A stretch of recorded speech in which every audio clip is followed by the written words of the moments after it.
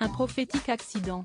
Le 31 août 1997, la princesse Diana décédait après un tragique accident de voiture sous le pont de l'Alma à Paris.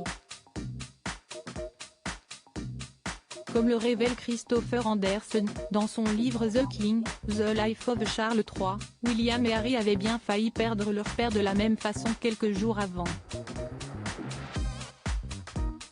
En août 1997, alors que ses enfants sont arrivés à Balmoral en Écosse pour leurs vacances d'été, le roi Charles III, alors prince de Galles, décide d'aller passer quelques jours de vacances en Espagne, à Majorque. Au détour d'une promenade, le pire survient, la voiture a dévié de sa route, complètement hors de contrôle, dévalant ainsi un chemin sinueux. Le prince, qui, contrairement à Diana, avait mis sa ceinture de sécurité, a été projeté en arrière.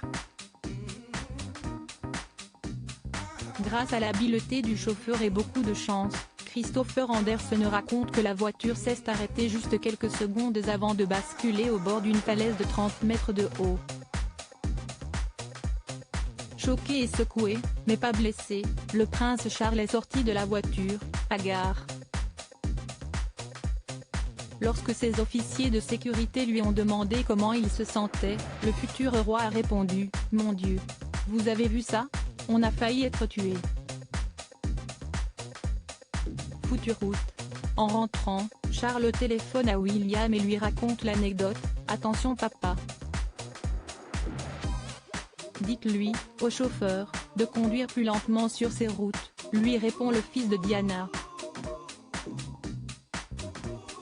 Charles III, roi dandy, l'homme le mieux habillé du monde quand Lady Diana doutait des capacités de Charles III à régner comme la plupart des couples après un divorce, les relations n'ont pourtant pas toujours été cordiales entre Charles et Lady Di. Si beaucoup retiennent de l'interview de la jeune femme dans l'émission Panorama diffusée en 1995 sur la BBC la phrase « Nous étions trois dans ce mariage trahissant la relation extra-conjugale du prince de Galles avec Camilla Parker Bowles », Lady Diana a également eu des mots très durs à l'égard de son ex-époux, notamment sur sa capacité à pouvoir régner sur le pays. Des mots qui avaient alors eu un retentissement extrêmement préjudiciable sur l'institution monarchique, selon Cathy Nicholl, experte de la royauté. Crédit photo, Alpha Agency.